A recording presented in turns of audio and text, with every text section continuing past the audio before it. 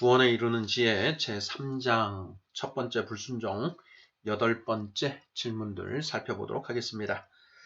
8번째 질문은 모두 8개의 질문으로 이루어져 있습니다. 먼저 질문을 읽어보도록 하겠습니다. 1번, 원죄가 무엇인가요? 2번, 성경에는 원죄가 무엇인지에 관한 말씀들이 많을까요? 적을까요? 3번, 신명기 12장 8절은 원죄를 어떻게 묘사하고 있나요? 4번, 사사기 21장 25절은 원죄를 어떻게 묘사하고 있나요? 5번, 이사야 53장 6절은 원죄를 어떻게 묘사하고 있나요? 6번, 이사야 65장 2절은 원죄를 어떻게 표현하고 있나요? 7번, 예레미야 9장 13절은 원죄를 어떻게 묘사하고 있나요? 8번, 선악과를 먹은 아담이 여자에게 하와라는 이름을 지어줍니다.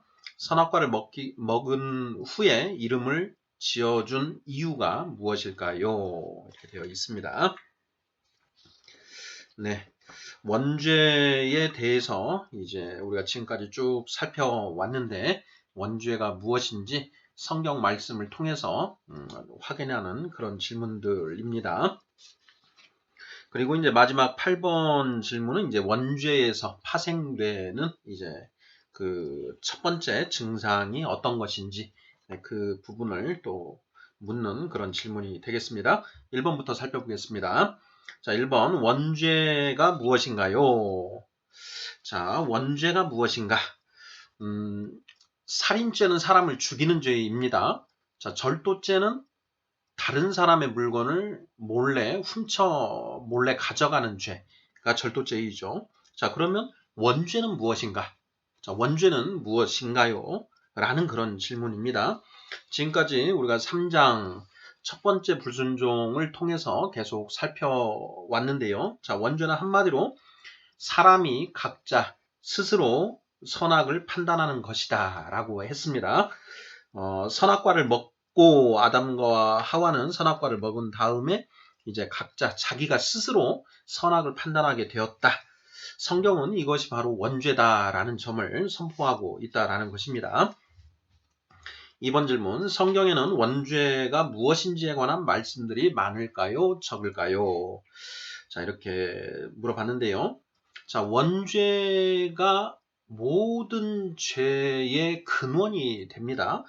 당연히 성경에는 이 원죄에 대해서 많은 그 말씀들을 수록하고 있을 수밖에 없겠지요. 그래서 정답은 많다라는 것입니다.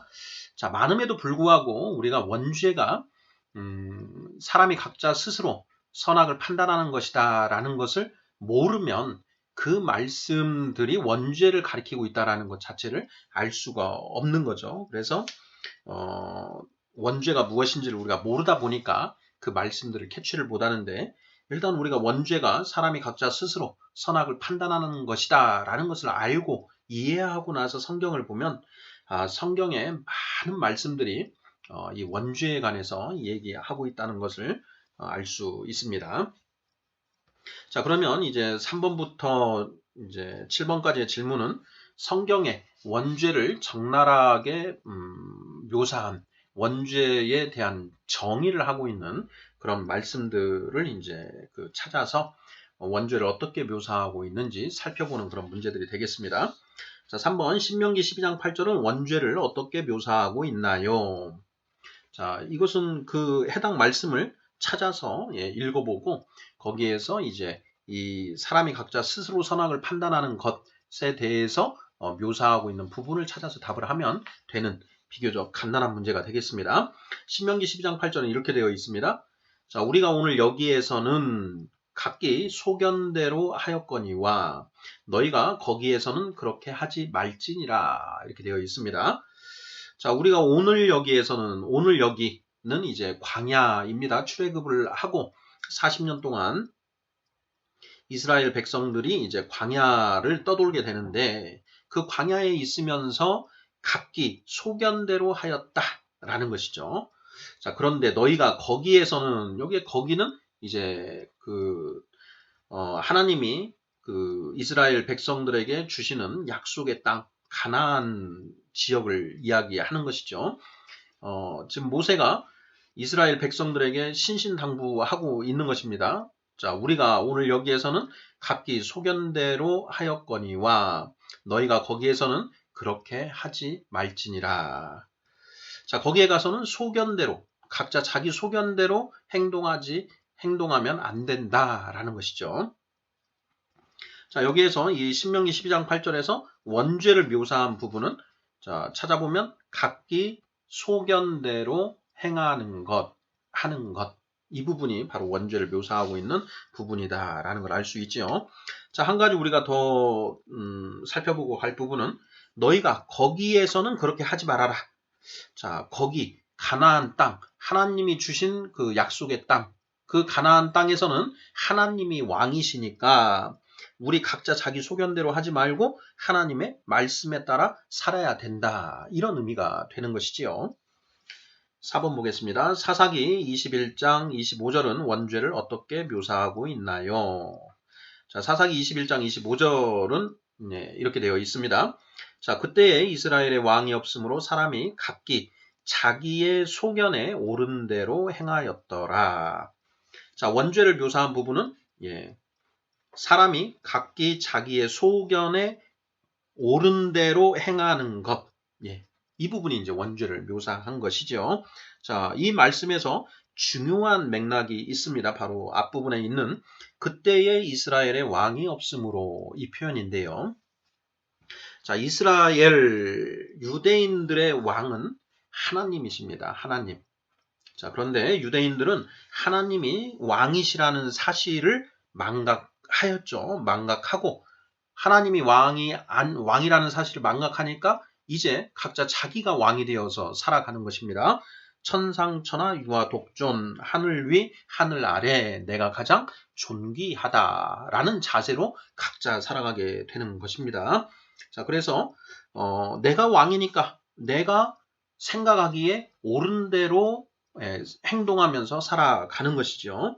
바로 이것이 원죄를 묘사하는 것이다 라는 것입니다. 5번 질문입니다. 이사야 53장 6절은 원죄를 어떻게 묘사하고 있나요? 자, 이사야 53장 6절은 이렇게 되어 있습니다. 자, 우리는 다 양 같아서 그릇 행하여 각기 제 길로 갔거늘 여호와께서는 우리 모두의 죄악을 그에게 담당시키셨도다. 이렇게 되어 있습니다. 자, 여기에서 원죄를 묘사한 부분. 자, 사람이 각자 자기 스스로 옳고 그름을 판단하고 자기 판단에 따라 행동하는 것이 원죄다. 이렇게 했습니다. 자, 그러면 이 말씀에서 원죄를 묘사한 부분은 자, 우리는 다 양 같아서 그릇 행하여 각기 제 길로 갔거늘. 자, 여기까지가 원죄를 표현한 것이죠. 각기 지 생각에 자기 소견에 옳은 자기 뜻대로 자기가 원하는 길로 간다라는 것이죠. 자기가 옳다고 생각하는 길로 간다라는 것입니다. 자, 다 양 같아서. 자, 양의 속성이 양은 내버려 두면 다 자기 마음대로 자기가 가고 싶은 대로 간다라는 것입니다. 그래서 양치기가 있어야 되고 양치는 개, 셰퍼드, 개가 그 양들을 갖다가 몰고 하게 된다라는 것이죠. 자, 우리는 다 양 같아서 그릇 행하여 각기 제 길로 간다. 이 부분이 원죄를 표현한 것이고요. 자, 하반절에 또 굉장히 중요한 표현이 나와 있습니다. 여호와께서는 우리 모두의 죄악을 그에게 담당시키셨도다. 자, 여기에서 그는 바로 예수님이시죠. 예수님이 자, 우리 모두의 죄악을 지시고 세상의 죄를 지시고 십자가에서 죽으셨다라는 것이죠. 근데 예수님이 지신 죄가 결국은 무엇이냐? 원죄라는 것입니다. 자, 원죄가 모든 죄의 근원, 어미가 되는 그런 죄이기 때문에 원죄에서 파생되는 모든 자범죄들도 결국은 원죄에서 나온다라는 것이죠. 그래서 우리 모두의 죄악을 그에게 담당시키셨다라고 하는 이 부분도 우리가 잘 생각해 보아야 하겠습니다. 자, 6번 이사야 65장 2절은 원죄를 어떻게 표현하고 있나요? 읽어보겠습니다. 내가 종일 손을 펴서 자기 생각을 따라 옳지 않은 길을 걸어가는 패역한 백성들을 불렀나니 여기에 나는 여호와 하나님이시죠. 여호와 하나님이 종일 손을 펴고 패역한 백성들을 불렀다라는 것입니다. 얘들아, 너희 그렇게 살면 안 된다. 제발, 제발, 나를 보고 내가 살라고 한 나의 말대로, 내 말대로 살아라라고 손을 펴고 자기 백성들을 부르신다라는 것이죠. 자, 여기에 이 패역한 백성들은 어떤 백성들인가? 자기 생각을 따라 옳지 않은 길을 걸어가는 백성들이다라는 것이죠. 그래서 이사야 65장 2절에서는 자기 생각을 따라 옳지 않은 길을 걸어가는 것, 이것이 바로 원죄다라고 표현을 하고 있는 것입니다. 7번 문제입니다. 예레미야 9장 13절은 원죄를 어떻게 묘사하고 있나요? 읽어보겠습니다. 여호와께서 말씀하시되 이는 그들이 내가 그들의 앞에 세운 나의 율법을 버리고 내 목소리를 순종하지 아니하며 그대로 행하지 아니하고 이렇게 되어 있습니다. 자, 지금 이 예레미야서 같은 경우에는 이미 가나안 땅에 들어와서 여호와 하나님으로부터 모세를 통해 율법을 받은 그 이스라엘 백성들을 내게 하는 이야기인데요. 그 이스라엘 백성들이 어떤 모습을 보이고 있느냐? 하나님의 그 말씀인 그 율법을 버리고 하나님의 그 말씀에 순종하지 아니하고 그냥 자기 뜻대로 행하고 있다라는 것이죠. 각자 지가 옳은 대로, 지가 옳다고 생각하는 대로 행동하고 있다라는 것입니다. 그래서 예레미야 9장 13절도 원죄에 대해서 묘사하고 있는 말씀이다라는 것을 알 수가 있습니다. 자, 이상 3번부터 7번까지 우리가 그 구약 성경의 말씀들을 찾아서 원죄가 무엇인지 확인해 봤고요. 마지막 질문입니다. 선악과를 먹은 아담이 여자에게 하와라는 이름을 지어줍니다. 창세기 3장 20절.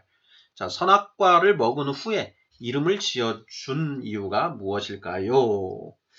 자, 창세기 3장 20절을 읽어보겠습니다. 자, 아담이 그의 아내의 이름을 하와라 불렀으니 그는 모든 산자의 어머니가 됨이더라. 이렇게 되어 있습니다. 자, 처음에 그 하나님이 아담의 갈비뼈로 여자를 만드시고 아담에게 이제 데려다 주셨을 때 아담이 그 여자를 보고 이렇게 말을 하지요. 창세기 2장 22, 23절입니다. 여호와 하나님이 아담에게서 취하신 그 갈빗대로 여자를 만드시고 그를 아담에게로 이끌어 오시니 23절 아담이 이르되 이는 내 뼈 중에 뼈요 살 중에 살이라 이것을 남자에게서 취하였은즉 여자라 부르리라 하니라 이렇게 되어 있습니다. 자, 이렇게 이때는 그냥 아담은 이제 그 사람이라는 그 뜻입니다. 그래서 어떻게 보면 아담이라는 이름 자체는 고유명사라기보다는 보통명사에 가까운 어떤 그런 것이고, 자, 남자의 반대 개념으로, 상대적인 개념으로 여자라고만 이렇게 불렀다라는 것입니다. 그런데 창세기 3장으로 가면 이제 선악과를 먹은 이후에 아담이 그의 아내의 이름을 하와라고 불렀다. 이렇게 이제 되어 있습니다. 이 순서대로 살펴보면 선악과를 먹은 이후에 비로소 아담이 자기 아내에게 이름을 붙여주었다라는 것이 되는데요. 자, 이 부분을 이제 문제로 만든 것입니다. 자, 왜 선악과를 먹은 이후에 이름을 지어준 것인가? 라는 그런 질문입니다. 자, 이 부분에 대해서는 우리가 이미 이제 살펴본 것처럼, 원죄, 각자 스스로 선악을 판단함으로 인해 가지고 나타나는 이제 자범죄, 증세들이 있는데요. 자, 가장 먼저 우리가 살펴보았던 것이 너와 나를 구별하게 된다. 자, 한 몸인 줄 알았는데, 나와 다르네? 라는 걸 인식하게 된다라는 것이죠. 자, 창세기 2장 24절을 보면, 이러므로 남자가 부모를 떠나 그의 아내와 합하여 둘이 한 몸을 이룰지로다. 25절, 아담과 그의 아내 두 사람이 벌거벗었으나 부끄러워하지 아니하니라. 이렇게 되어 있습니다. 자, 남자와 여자가 같이 한 몸을 이루고 살아가는데 이렇게 살아가는데 벌거벗었어도 부끄러워하지 아니하였다라는 것입니다. 그런데 3장으로 가서 선악과를 먹은 뒤에 보면 어떻게 되냐면 3장 7절에 보면 이에 그들의 눈이 밝아져 자기들이 벗은 줄을 알고 무화과 나무 잎을 엮어 치마로 삼았더라. 이렇게 이제 묘사를 하고 있습니다. 선악과를 먹기 전에는 벌거벗고 있어도 벌거벗은 줄을 모르고 이렇게 살았는데 선악과를 먹고 난 뒤에 벗은 것을 알게 되었다. 그리고 옷을 해 입었다. 라는 것이 무슨 뜻인가? 이미 살펴본 것처럼 이것은 너와 나를 구별하게 되었다. 라는 걸 의미하는 것 아니냐. 이렇게 지금 이제 우리가 살펴보았고요. 자, 너와 나를 구별하다 보니까 이제는 이름을 붙일 필요가 생기게 되었다라는 것이죠. 한 몸이었을 때는, 한 마음 한 뜻이었을 때는 굳이 이름을 붙일 필요가 없었다라는 것입니다. 그런데 이제 각자 스스로 선악을 판단하게 되면서 서로 그 결론이 같을 때에는 문제가 없는데요. 각자 스스로 선악을 판단하다 보면 필연적으로 이제 결론이 달라질 때가 있습니다. 선악과를 먹기 전까지는 하나님의 말씀에 따라서 하나님이 선악을 분별해 주셨기 때문에 서로 결론이 다를 일이 없었습니다. 그런데 선악과를 먹고 나서 각자 스스로 선악을 판단하다 보니까 결론이 다른 경우가 생겨난다는 거죠. 이상하다. 얘가 나하고 왜 생각이 다르지? 그걸 발견하면서 이 사람이 나하고 한 몸이 아니라 서로 다르구나. 라는 것을 인식하게 된다라는 것입니다. 자, 그래서 너와 나를 구별하게 되고 그러다 보니 무화과 나무 잎을 엮어 치마를 해 입고 그리고 아담이 여자에게 하와라는 이름을 붙여주게 되었다. 이렇게 묵상을 하는 것이 맞지 않은가 생각을 합니다. 자, 실제로 성경에는 아담과 하와가 어떻게 다른 선악에 관한 다른 결론을 내리고 있는지를 실제로 보여주는 말씀들이 이제 기록이 되어 있습니다. 아담과 하와가 선악과를 먹고 자, 하나님이 그 동산을 거니시는 소리를 듣고 하나님의 낯을 피하여 동산나무 사이에 숨지요. 그때 이제 하나님이 아담을 부르십니다. 네가 어디 있느냐 했더니 이제 아담이 3장 10절에서 이르되 내가 동산에서 하나님의 소리를 듣고 내가 벗었으므로 두려워하여 숨었나이다. 자, 이렇게 이야기를 하죠. 그랬더니 11절에서 하나님이 이르시되 누가 너의 벗었음을 내게 알렸느냐? 내가 너에게 먹지 말라 명한 그 나무 열매를 내가 먹었느냐? 하나님에게 물어보시죠. 그러자 아담이 12절에서 자, 아담이 이르되 하나님이 주셔서 나와 함께 있게 하신 여자 그가 그 나무 열매를 내게 주므로 내가 먹었나이다. 이렇게 이야기를 합니다. 자, 이 말의 뜻은 네가 그 선악과를 먹었느냐 이렇게 물으셨는데 자, 그것에 대해서 자, 먹었습니다라는 거죠. 그러면서 동시에 왜 이걸 먹게 된 이유가 여자 때문에 먹게 되었다라고 해서 결국 내가 선악과를 먹었지만 그 잘못은 여자에게 있다라고 이제 결론을 아담은 내린 것이죠. 자, 그러자 13절에서 하나님이 여자에게 물으십니다. 자, 네가 어찌하여 이렇게 하였느냐? 이렇게 묻죠. 그랬더니 여자가 이렇게 대답을 합니다. 여자가 이르되 뱀이 나를 꿰므로 내가 먹었나이다. 이렇게 대답을 합니다.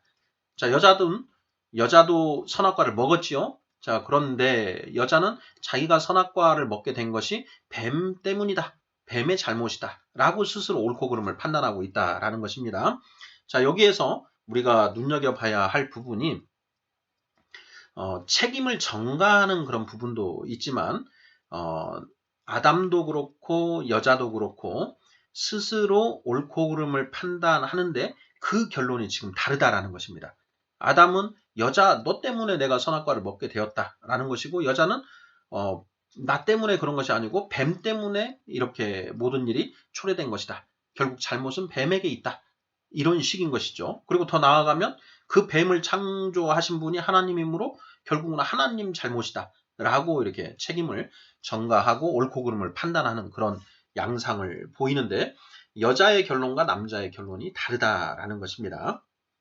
그래서 창세기 3장에서 선악과를 먹은 이후에 각자 스스로 선악을 판단하면서 그 결론이 다른 모습을 엿볼 수 있다라는 것입니다.